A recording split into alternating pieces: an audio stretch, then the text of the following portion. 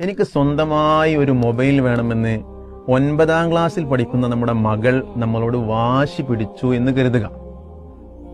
അവൾക്ക് മൊബൈൽ വാങ്ങിക്കൊടുത്താൽ അവൾ അത് തെറ്റായ രൂപത്തിൽ ഉപയോഗിക്കുമെന്നും അവളുടെ പഠനം മുടങ്ങുമെന്നും ഒക്കെ നമുക്കറിയാം. നമ്മൾ എങ്ങനെ അതിനോട് പ്രതികരിക്കും? ചില രക്ഷിതാക്കളുണ്ട്, അവിടെ പിന്നെ ഒരു യുദ്ധമായിരിക്കും. ആകെ ചൂടാവലുകളും വാങ്ങിത്തരില്ല എന്ന് പറയലും അവളുടെ ആവശ്യത്തിന് അങ്ങ് അടിച്ചമർത്തും. മറ്റു ചിലരുണ്ട്, വാശിക്കങ്ങ് വഴങ്ങിക്കൊടുക്കും, മൊബൈൽ അങ്ങ് കൊടുക്കും, എന്നിട്ട് പറയും അതുകൊണ്ട് എന്തൊക്കെ ബുദ്ധിമുട്ടുണ്ടോ അതൊക്കെ അവളുടെ അനുഭവിച്ചു കൊള്ളട്ടെ, ഇനി അത് ഞാൻ നോക്കില്ല എന്നൊക്കെ പറഞ്ഞ്.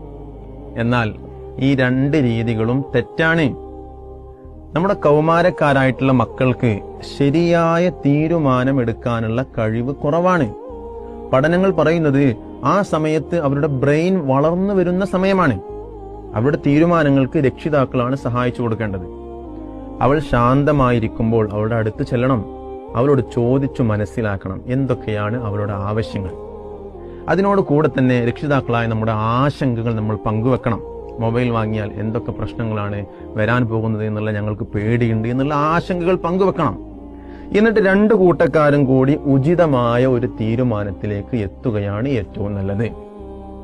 പ്രിയപ്പെട്ട രക്ഷിതാക്കളെ, നമ്മുടെ മക്കളല്ലേ, ഒന്ന് സ്നേഹത്തോടെ അവരുടെ ആവശ്യമൊക്കെ അംഗീകരിച്ചുകൊണ്ട് പറഞ്ഞാൽ അവർ കേൾക്കാവുന്നതേ ഉള്ളൂ.